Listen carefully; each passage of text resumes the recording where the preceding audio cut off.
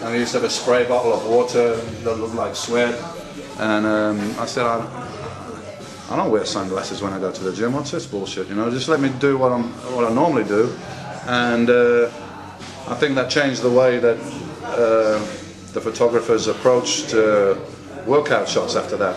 You know, they started insisting on using real weights because the shots have a different quality. You know, if you're lifting a 20-pound dumbbell and pretend it's heavy, it's not going to look the same as lifting a 200-pound dumbbell. You know, you're not going to get the veins bulging out your neck and stuff like that you get from heavy weights. So, you know, you see a lot now workout shots with real weights. You know, before that wasn't happening. You had also told me that back then that they were strictly using color photos, and you that really pushed to start using a black and white. Yeah, black and white. And the DVD, the Blood and Guts DVD, a few people were like, oh, why did you film it in black and white? We didn't film it in black and white, we filmed it in color. And then when we were watching it back afterwards, I was like, something's wrong with this, you know, something's not quite right about this. And I just had an idea. I said, like, turn off the color, let me see what it looks like. And in black and white, it just looked so much better. It just looked more grainy, you know. Probably seen the film The Raging Bull, where it's in black and white, and it just seems so much more real, you know, and grainy. So that's what we did. We didn't try to save money by filming in black and white. I don't even know if that's possible, but we just turned off the color and it looked better. So that's what we went with, you know. So you had told me that when you were filming Blood and Guts, that when Kevin Horton first came to film you, you know, it was almost like a photo shoot to him, you know, basically, you know, he wanted you to wear a Valio belt. Well, Kevin, with the filming, he pretty much knew me by then, but of course all the photographers at first, they want to wear sunglasses and belts and all this stuff. And I wanted to make a DVD, but I was very disappointed with the DVDs and training footage that I'd seen up to that point of the bodybuilders. I felt it was somehow, it was posed, it wasn't real, it was fake. It didn't inspire me, it didn't want me to. I didn't watch Lee Haney and think, wow, I gotta go to the gym, I gotta lift. That's what I wanted people to see, how I really trained.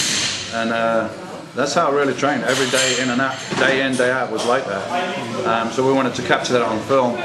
And I think the problem was, up to that point, the production companies were in charge of making the videos. So they're like, can you do this exercise and can you do it from this angle, and the lighting's got to be right. And so of course you can't get a genuine workout in. So I said to Kevin, what I want you to do is be like a fly on the wall and just film me, but I don't want to know you're there, I don't want to hear you, I don't want to speak to you, I don't want to know you're there. I'm just going to do what I'm doing, and if the angle or the lighting is not correct, I don't care, because I don't think anyone cares. They just want to see and be inspired by the workouts. So that was what we did.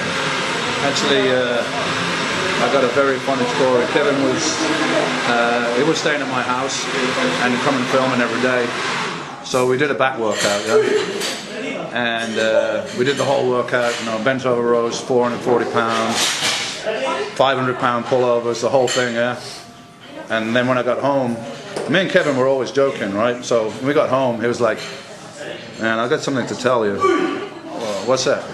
He's like, you know, when we're filming today, the back workout, he said, like, halfway through my camera broke down, the battery ran out, and I couldn't do anything about it, and I didn't want to disturb you. And I'm like, yeah, right, man, I'm not falling for that. I thought it was one of his jokes. He's like, oh man, really, seriously? He's like, can we do it again tomorrow? I said, you're fucking kidding? I said, you want me to do that again tomorrow? I said, you're going to have to come back next week. That's my next back day, so wait until then. Made him come back next week. Yeah, he came back next week to film it again. And if you're very observant, you can see some continuity mistakes. Leroy forgot to put the same shirt on. So we've got half the workout, he's got one shirt on, next workout is a different shirt. So you can see it somewhere. That's awesome. I remember I had this kid working down here behind the bar, yeah? So he's a young kid, he's a bodybuilding fan. So I'm getting ready for the Olympia, and you know how the diet gets to you and everything, but I'm pretty low key, I keep it all to myself. I just get even quieter. I don't really like to talk to a lot of people. I just like to come to the gym, do my thing, go home, and you know, I don't want to take my moods out on anyone, like anything like that. So that's how it is. But this kid, I mean, he's working at the gym. I guess he's a fan and like he's interested in everything, but he didn't really know what to say to me. So every day I came in, this kid was like, how's the diet? I'm like, yeah, it's okay, man. I mean, it's okay. Every day, how's the diet? It's okay, man. One day, it's just got to me, like, how's the diet? I'm like, what the fuck do you mean, how's the diet? It's fucking killing me. What do you mean? I'm tired, I'm hungry. Why are you asking me how the fucking diet is? So, yeah, sorry about that, guy. You never asked it again, right? No, he didn't ask me that question again. In fact, he didn't ask me anything again. Yeah. Because very, very rarely I even took my shirt off in the gym. Because I didn't need everybody telling me how great I looked. Which, of course, to the guys in the gym, I look great.